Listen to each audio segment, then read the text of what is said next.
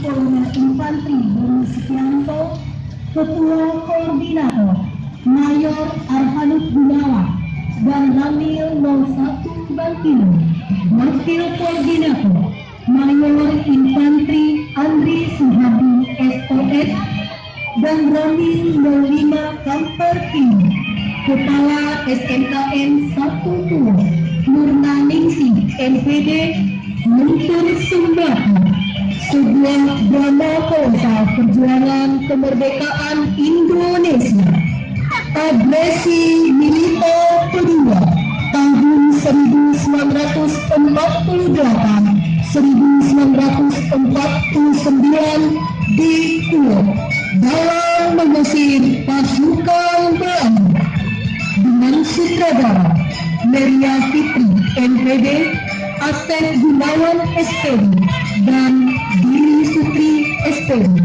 Penata gerak Nopandrawati SAG dan Hikmayati SPD. Narasumber Ghazali PS. Kemerdekaan merupakan hak segala bangsa, tak terkecuali bangsa Indonesia. Berkat rahmat Allah yang Maha Kuasa, dengan mempertaruhkan harta dan nyawa dalam keinginan kuat untuk merdeka, rakyat Indonesia dapat merasakan nikmatnya merdeka pada tanggal 17 Agustus 1945.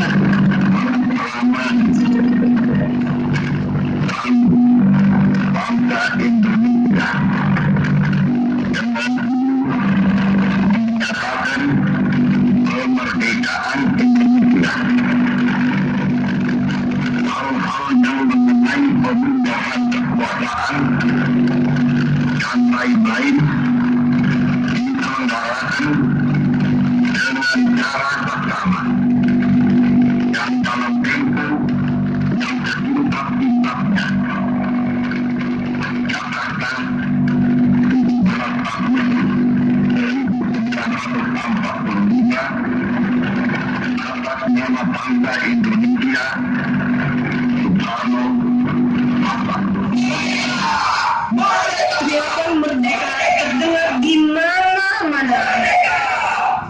Ala merdeka, Wak Cu? Iya Sanan, ala merdeka, Wak. Saka merputih mulai berkibar seantero Nusantara.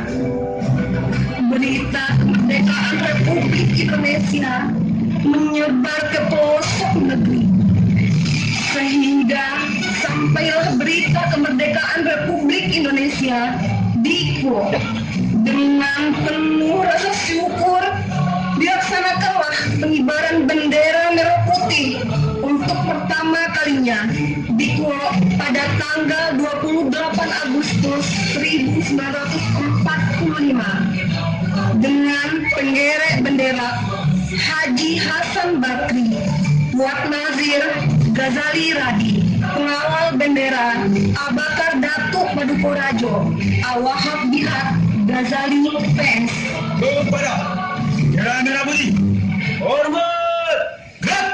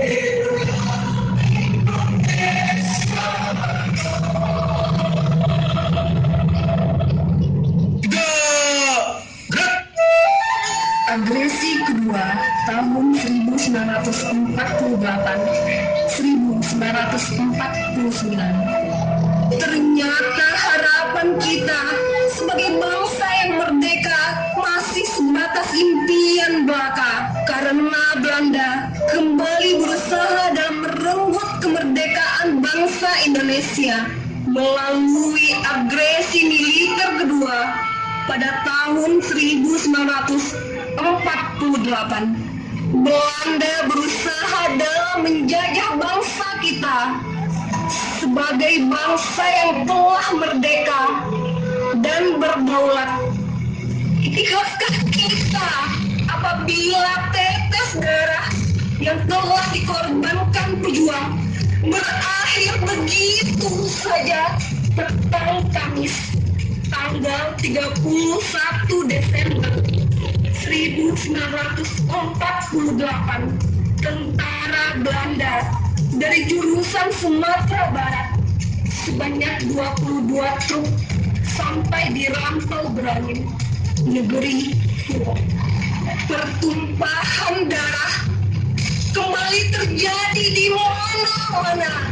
Kepedihan harus dirasakan berulang dengan masuknya agresi oleh Belanda. Indonesia kembali menangis. Indonesia kembali berduka. Deru mesiu dan simbahan darah menyatu dalam aroma kepedihan. Lorong-lorong kota dan pelosok desa terjadi lagi pertumpahan darah. Tak banyak yang dapat kita perbuat selain merdeka atau mati. Pagi Jumat 1 Januari 1949 terjadilah penangkapan oleh tentara Belanda. Kita orang sudah sampai di negeri Goa. Kita tidak bertakut. Orang-orang di sini pasti bodoh. Kita tangkap saja itu orang. Dan semua orang-orang di sini pada takut. Apa kau pikir kami takut dengan kalian? Hai Belanda. Tidak. Sedikit pun kami tidak gentar dengan kalian. Dasar. Kalian mesti kejam. Kami rakyat Indonesia tidak akan pernah takut dengan canggihnya persenjataan kalian. Mati bagi kami. Demi rahmat. Bagi kami harus menjadi tajuk Belanda. Dasar lu orang gila. Mati pun masih melawan. Kemudian dengan penuh kekejaman, polisi militer ini pun diseret oleh tentara Belanda tanpa sedikit pun rasa kemanusiaan. Jenazah kedua polisi militer ini dicampakkan di tepi jalan. 2 orang polisi militer yang tertangkap dan terbunuh bernama Suwardi dan Simus. Sabuna. Tuh, di mai ha. Onde? Iyo. Innalillahi wa inna ilaihi raji'un. Sapuna nambiru tu. Ikut dia dan kau jualan dulu. Sapunan kanu aku ile. Kini waktu pun Suwardi itu Simus lo. Sudah tu, buat lapor ke Hamzah Yunus.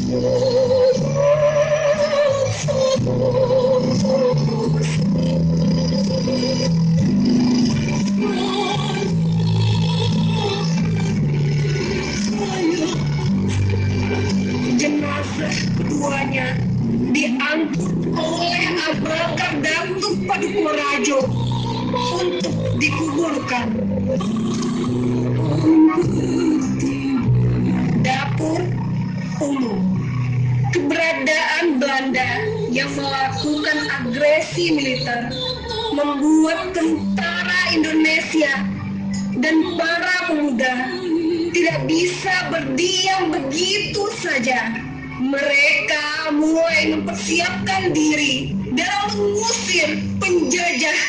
Dapur umum pertama bertempat di Kecamatan Bangkinang 1 yang disebut Bangkinang Lama, Diko, tepatnya Kebuk Tengah Pulau Balai, yang disponsori oleh Hamzah Yunus, Haji Daud, dan kawan-kawan di ruang sidang. Belanda sudah berada di sini. Mereka sedang ingin menjajah wilayah kita ini. 2 orang polisi militer kena mati oleh pasukan Belanda. Lantas apa yang harus kita lakukan? Kita harus membuat strategi khusus untuk melawan penjajahan Belanda. Kita pikirkan, mereka membawa pasukan yang begitu banyak dengan fasilitas senjata yang lengkap, sedangkan kita terbatas alat perang. Bagaimanapun, kita harus menyerang Belanda terlebih dahulu sebelum mereka menyerang kita. Betul. Kami dari pasukan Harimau Kampar siap untuk menyerang Belanda. Apakah kita di dalam ruang ini setuju untuk melancarkan serangan pertama kepada Belanda? Saya sangat setuju. Ini merupakan sambutan selamat datang untuk para penjajah Belanda. Demi negeri ini, mati pun saya siap untuk mempertahankan. Kalau begitu, kita sudah sepakat semuanya. Kapan kita lakukan penyerangan? Tanggal 22 Januari 1949 kita laksanakan strategi ini. Saya perintahkan Latif Mayor dan Letnan Tok Abidin dengan pasukan Harimau Kamparnya menyerang di Rantau Berangin.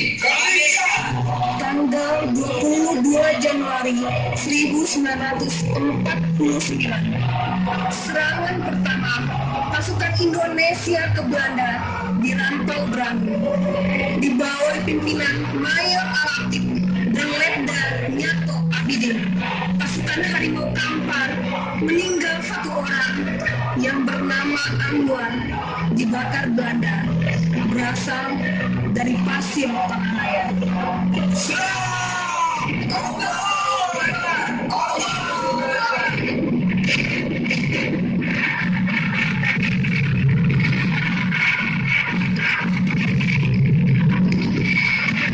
Pasukan Harimau Kampar yang dipimpin Mayor Alatif dan Letda Nyato Abidin menarik pasukan dan kembali pulang ke dapur umum. Tanggal 23 Januari 1949, serangan kedua dilakukan melalui 2 jurusan. Jurusan Pulau 4 di bawah pimpinan Mayor Alatif dan Letda Nyato Abidin. Jurusan Pulau Godang di bawah pimpinan Silalahi. Di ruang rapat, Strategi pertama sudah kita lakukan. Kita berduka, 1 orang warga kita meninggal dunia. Baiklah, kita akan membahas untuk penyerangan kedua. Bagaimanapun, kita harus mengusir para penjajah di daerah kita ini. Kita harus lakukan penyerangan melalui 2 jurusan. Jurusan pertama kita lakukan di Pulau 4, jurusan kedua kita lakukan di Pulau Godang. Untuk penyerangan melalui jalur Pulau 4 sebaiknya dipimpin oleh Mayor Latif dan Nyato Abidin. Dan penyerangan melalui jalur Pulau Godang kita percayakan Silalahi dengan pasukannya. Bagaimana pasukan Harimau Kampar? Kami siap melakukan penyerangan melalui jalur Pulau 4. Kami siap melalui jalur Pulau Godang. dengan penuh semangat tentara Indonesia yang didukung oleh para pemuda melakukan penyerangan pada Belanda. Belanda berhasil diusir ke Bangkinang, namun Akasa Letda dari Angkatan Udara mengalami luka pada pahanya sebelah kiri.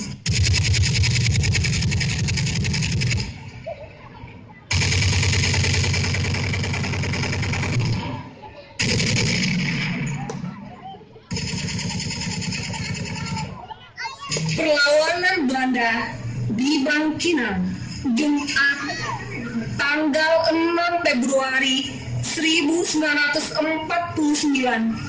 Pasukan kita diberangkatkan untuk menggempur tentara Belanda di Bangkinang, di pangkalan gerilya Bangkinang Sapiko. Alhamdulillah, kita telah berhasil mengusir pasukan Belanda di Rantau Berangin. Sekarang Belanda kabur ke Bangkinang untuk menyebut daerah Bangkinang. Bagaimanapun, kita harus mengusir pasukan Belanda itu. Mati kita rela demi mempertahankan kemerdekaan kita ini. Itu betul. Merdeka atau mati. Pasukan Harimau Kampar dan pasukan Silalahi, siapkah untuk mengusir pasukan Belanda di Bangkinang? Kami siap. Kami siap. Mari bersama-sama kita usir pasukan Belanda itu. Haji Ahmad, kita lepaskan pasukan kita dengan azan agar keselamatan kita diridhoi oleh Allah Subhanahu wa taala. Baiklah.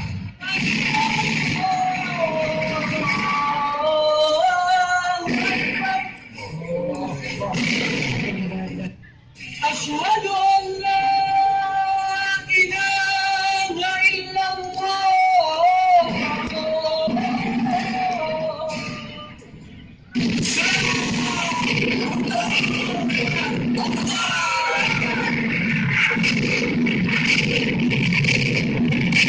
Peperangan berlangsung selama 10 hari. Bangkinang berhasil direbut. Pasukan Harimau Kampar ditarik pulang ke pangkalan gerilya Bangkinang Satu Kuok. Sedangkan pasukan yang dipimpin Silalahi dan Amir Husin tinggal di Bangkinang untuk berjaga dari serangan balik pasukan Belanda. Sekitar tanggal 19 Februari 1949, Belanda kembali merebut kota Bangkinang. Pasukan kita mundur 2 arah, yang di bawah pimpinan Silalahi mundur ke Siabu, terus ke Pulau Gadang, dan di bawah pimpinan Amir Husin sebanyak 33 orang menyeberangi Sungai Kampar. Saat menyeberangi Sungai Kampar, pasukan Amir Husin meninggal 3 orang ditembak tentara Belanda, yakni Panahatan dari Angkatan Darat, Slamet dari Angkatan Darat, dan Anwar dari Bromo.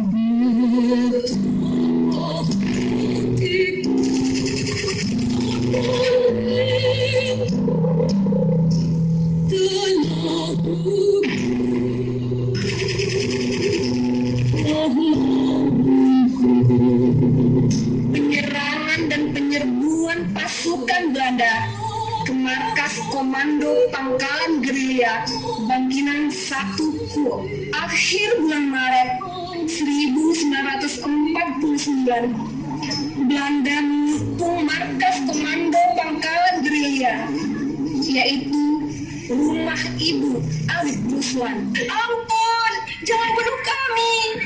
Apa? Lu alam takut mati, ha? Tidak, kami tidak takut mati. Indonesia kurang ajar, ha? Kami tidak mengganggu kamu, hai penjajah.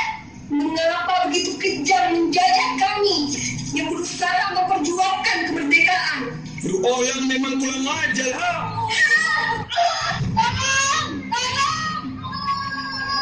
Para tentara Belanda pun akhirnya mengikat ketiga wanita PMI pada pohon pisang.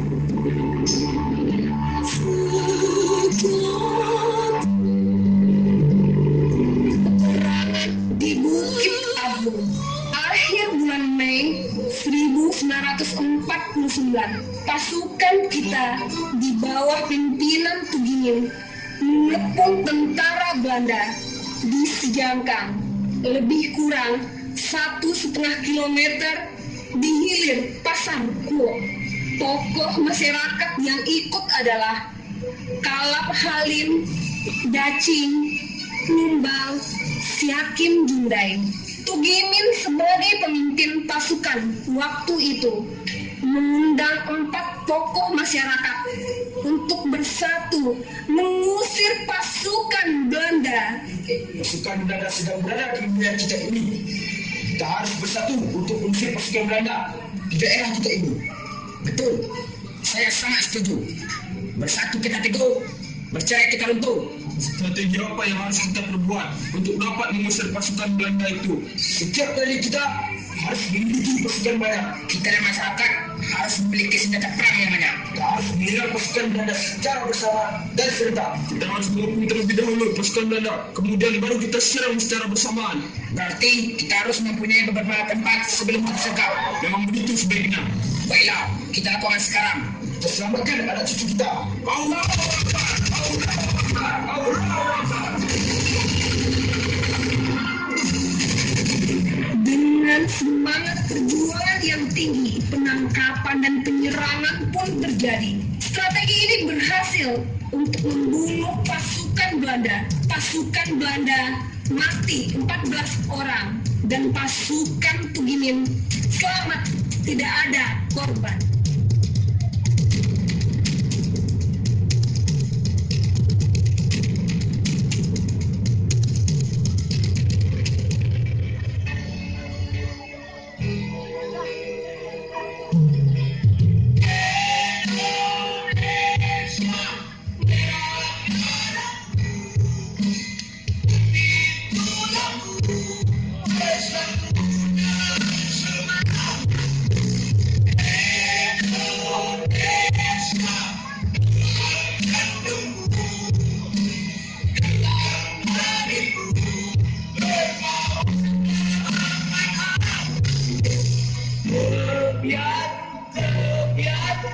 pelangi jika Demikianlah secara perjuangan dalam